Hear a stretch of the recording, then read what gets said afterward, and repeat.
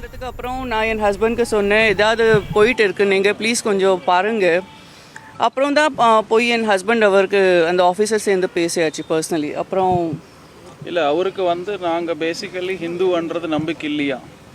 So அவருக்கு வந்து நாங்கள் 2 பேரும் ஹிந்துன்றது நம்பிக்கை கொடுத்தாதான் உள்ளே விடும் அப்படின்ற மாதிரி ஒரு பேசிகிட்டு இருந்தார். ஸோ நாங்கள் ஹிந்து அப்படின்ற விஷயத்துக்கு நிறைய விஷயங்கள் இருக்குது, ஆனால் அவருக்கு எந்த விஷயமும் தெரிலன்றாரு. நாங்கள் வந்து இந்த மாதிரி ஒரு ஹிந்து சர்டிஃபிகேட் இருந்தால் தான் விடும் அப்படின்ற மாதிரி ஒரு தடதல் வச்சுருந்தார் ரொம்ப நேரமாக. இன்னைக்கு காலை வரைக்கும் நம்ம 2க்கு ஹிந்து காஸ்ட் இல்லைன்னா ஹிந்துக்காக ஒரு சர்டிஃபிகேட் இருக்குது நமக்கு தெரியல. உங்கள் காஸ்ட்டுக்காக ஒரு தனியாக சர்டிஃபிகேட் வரும், நமக்கு அது தெரியவே இல்லை. ஒரு வாட்டி நான் இன்னைக்கு வரைக்கும் எவ்வளோ கோவில் போயிட்டு வந்துட்டேன், யாரும் ஒரு வாட்டி கூட கேட்கவே இல்லை. இயற்கையான நடைமுறை தான் அது, பாதுகாப்பு நலன் தெரிஞ்சு விசாரிக்கக்கூடிய ஒன்று தான். அதே சமயம் அங்கிருந்து வரும்போது நாங்கள் பிஜேபிக்காரவங்க சும்மா விட மாட்டோம் இது அப்படின்னு சொல்லிட்டு நீங்கள் அச்சுறுத்தினதாகவும் ஒரு தகவல் வந்து அது எல்லாமே ஒரே ஒரு நிமிஷம், இது எல்லாமே ரொம்ப பொய். இது வந்து எந்த தெய்வ காரணத்திலையும் வந்து நாங்கள் இங்கே வந்துடுறது பியூராக தெய்வத்துக்காகியும். கிருஷ்ணாஷ்டமின்றது வந்து என் ஃபேமிலியில் வந்து ரொம்ப முக்கியமான நாளாக நாங்கள் கொண்டாடும். இங்கே வந்தது முழுக்க ஒரு ஸ்பிரிச்சுவலாக ஒரு டிவோஷனல்காகியாக வந்திருக்கோம். அதுக்கு வந்து நாங்கள் பிஜேபி அப்படின்ற ஒரு விஷயத்தில் நாங்கள் போகணும் இருந்தால் அந்த கோவிலுக்கு என் கூடையே வந்து நான் பிஜேபி மண்டல் தலைவருக்கும் அங்கே இருக்கிறவங்களுக்கு சொல்லி அவங்க மூலியமாக தான் நான் போயிருப்பேன். நீங்கள் உங்களுக்கு விட்னஸ் வேணும் அப்படின்னா நீங்கள் ஃபுட்டேஜ் வீடியோ சிசிடிவியில் ரெக்கார்ட் ஆகிருக்கும். நாங்கள் வந்து மாஸ்க் தான் போயிருந்தோம். நாங்கள் வந்து யாருக்கிட்டுமே வந்து டிஸ்டர்பன்ஸ் இல்லை. ஒரு விஷயம் எனக்கு கஷ்டமாக, நான் வந்து அங்கே நீங்கள் ரெக்கார்டிங்கில் இருங்க, நீங்கள் உங்களோட ரூல்ஸ் படி என்ன இருக்குதோ அது கேட்கறதுல தப்பு கிடையாது. ஆனால் கேட்கறது ஒரு விதம் இருக்கும், எங்கன்னு ஒரு பிளேஸ் இருக்கும். நாங்கள் இருக்கிறது கோவில், நம்ம ஃபிஷ் மார்க்கெட்லேயோ இல்லை போலீஸ் ஸ்டேஷன்லையோ ரயில்வே ஸ்டேஷன்லையோ எங்கேயும் கிடையாது. ஸோ நான் அங்கே அதுக்கு கூட சொல்லியிருக்கேன், சார் உங்களுக்கு சர்டிஃபிகேட்னா நான் வந்து மேரேஜ் சர்டிஃபிகேட் தரேன், எனக்கு ஒரு நிமிஷம் விடுங்க, நான் வெளியில் போயிட்டு எடுத்துக்கு வந்துட்டு நான் காமிக்கிறேன். அதெல்லாம் முடியாதுங்க, நீங்கள் வந்து சர்டிஃபிகேட் இந்த ஹிந்து சர்டிஃபிகேட் தான் வேணும். நான் அப்பயும் கூட சொன்னேன், சார் திருமலை திருப்பதி தேவஸ்தானத்தில் கூட ஒரு ஐடி ப்ரூஃப் வேணும், ஆனால் அதுக்கு ஆதார் கார்டு மட்டும்தான் கிடையாது. ஆதார் கார்டு இருக்கு, ஐடி கார்டு இருக்கு, டிரைவிங் லைசென்ஸ் இருக்கு, எல்லாம் இருக்கு, ரேஷன் கார்டு இருக்கு. இத்தனை ஐடி கார்டுல ஏதோ ஒன்று எடுத்துக்கு போனாலே போதும். நீங்கள் ஹிந்து சர்டிஃபிகேட்ன்றது இனி வரைக்கும் எந்த கோவிலையும் கேட்டது கிடையாது. ஒரு ஹிந்துவாவே வந்து எனக்கு ஹிந்து கோவிலுக்கு போகிறதுக்கு எனக்கு சர்டிஃபிகேட் காமிக்கணும்ன்றது எனக்கு வருத்தமாக இருந்துச்சு ஃபர்ஸ்ட் விஷயம். அப்புறம் என் ஹஸ்பண்ட் அவருக்கு சொன்னேன், அவர் மேரேஜ் கூட திருப்பதி இஸ்கான்லேயே பண்ணியாச்சு. என் குழந்தையோட பேரு கூட கிருஷ்ணாதித்ய கியான் ராஜ், 2மே கிருஷ்ணாவோட பேரு தான்.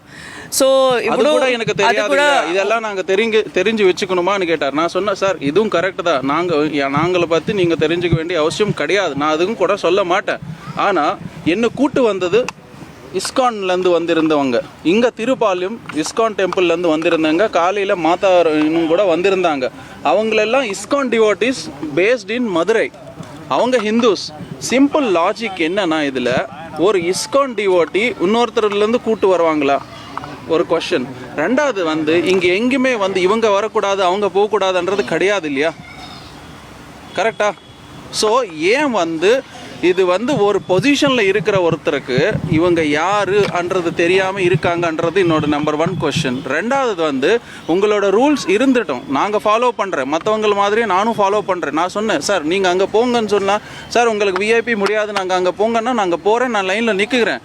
ஆனால் ஜென்ரல் கியூவில் கூட நாங்கள் போகிறேன், ஆனால் க்ரௌட் ஆயிடுச்சு, டிஸ்டர்பன்ஸ் ஆயிடுச்சுன்னா என்னால் சிங்கிளாக ஹேண்டில் பண்ண முடியாது. ஆனால் அப்படி இப்படி எதெல்லாம் என்ன முடியாது, அப்படி நாங்கள் எல்லாத்துக்குமே நாமே என் மேலே எனக்கு, நாங்கள் ஒரு பிலிக்ரிமேஜ், நான் ஒரு சிம்பிள் டிவோட்டியாக தான் வந்தேன்.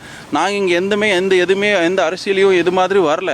ஸோ பேசிக் என்னோட பொசிஷன் என்னன்னா, ஒரு ஹிந்துவாக இருந்த நாங்கள் ஹிந்து சர்டிஃபிகேட் கொடுக்கணும், ஹிந்து கொடுத்தாதான் அப்படின்றது வந்து அது கூட நம்ம பிளேஸில் எனக்கு கஷ்டமாக இருக்குது. நாங்கள் 2 பேருக்கு நம்பர் 1 கேட்டதும் இதை மாதிரி கேட்டிருந்தா கூட தப்பு கிடையாது. ஆனால் கேட்குற விதம், அங்கே நடந்துக்கூடிய விதம், இதெல்லாம் தப்பு.